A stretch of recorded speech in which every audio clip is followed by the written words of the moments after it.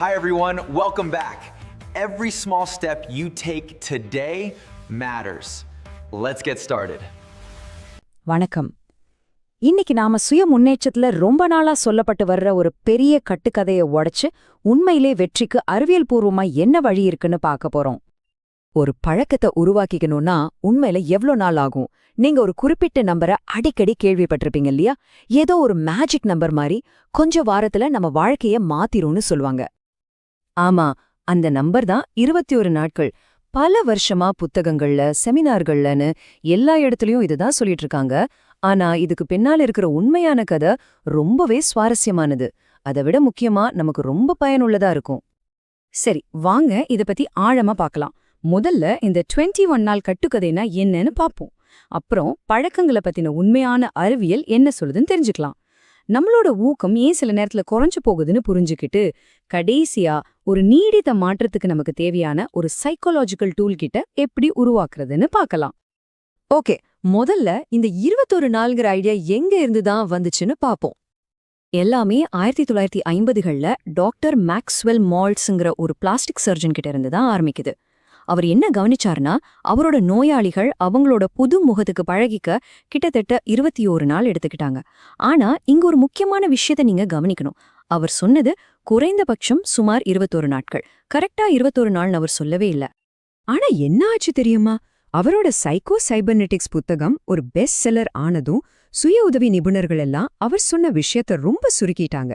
குறைந்தபட்சம் சுமார் 21 நாட்கள்னு அவர் சொன்னது காலப்போக்குல மாறி மாறி கடைசியா ஒரு பழக்கத்துக்கு 21 நாள் ஆகும்னு ஒரு உறுதியான உண்மையா மாறிடுச்சு.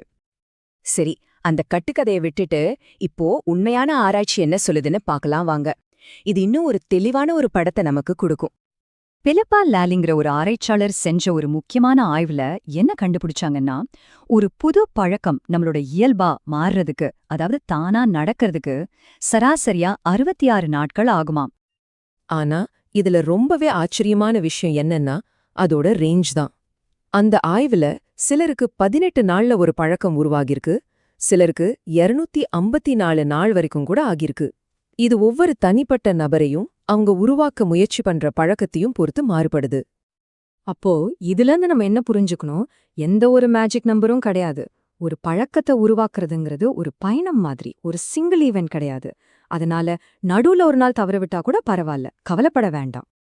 இது ஒரு முக்கியமான கேள்வி எழுப்புது இல்லையா? ஒரு மேஜிக் நம்பர் தான் பிரச்சனை இல்லைன்னா அப்போ உண்மையில நம்மள தடிக்கிற தடைகள் தான் என்ன? சைக்காலஜி படி நம்மளோட மோட்டிவேஷன் பெரும்பாலும் 4 காரணங்களால தான் காணாம போகுது. 1, நம்மால இதை செய்ய முடியும்னு நமக்கே நம்பிக்கை இருக்காது. 2, இந்த வழிமுறை வேலை செய்யும்னு நாம நம்ப மாட்டோம்.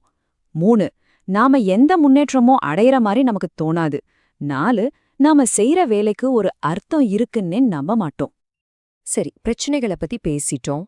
இப்போ இந்த தடைகளையெல்லாம் தாண்டி வர்றதுக்கு ரொம்ப சக்தி வாய்ந்த 3 உளவியல் கருவிகளை வச்சு நம்மளோட டூல் கிட்ட உருவாக்கலாம்.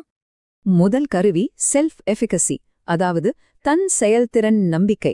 இத உளவியலாளர் ஆல்பர்ட் பண்டூரா அறிமுகப்படுத்தினாரு. சிம்பிளா சொல்லணும்னா, உங்களால ஒரு விஷயத்தை வெற்றிகரமா செஞ்சு முடிக்க முடியும்னு உங்க மேலேயே நீங்க வைக்கிற அசைக்க முடியாத நம்பிக்கை தான் இது. இந்த படம் நம்பிக்கையோட 2 பகுதிகளை ரொம்ப அழகா விளக்குது. முதல்ல, உங்களால ஒரு செயலை செய்ய முடியும்னு நம்புறது. 2வது, நீங்க செய்யற அந்த செயல் உண்மையிலேயே ஒரு நல்ல விளைவு கொடுக்கும்னு நம்புறது. அப்போ இந்த நம்பிக்கைய நாம எப்படி உருவாக்குறது?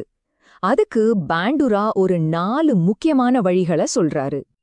இந்த தன் செயல்திறன் நம்பிக்கை எப்படி உருவாகுதுன்னா, நாம ஒரு விஷயத்த நேரடியா செஞ்சு வெற்றி அடையிறது மூலியமா, நம்மள மாதிரி இருக்கிற மத்தவங்க வெற்றி அடையிறத பாக்குறது மூலியமா, மத்தவங்க நம்மள ஊக்கப்படுத்துறது மூலியமா, அப்புறம் நம்மளோட உணர்வுகளை சரியா புரிஞ்சுக்கிட்டு அதை நேர்மறையா கையாள்றது மூலியமா வருது. நம்மளோட 2வது கருவி growth மைண்ட்செட், அதாவது வளர்ச்சி மனப்பான்மைய வளர்த்துக்கிறது.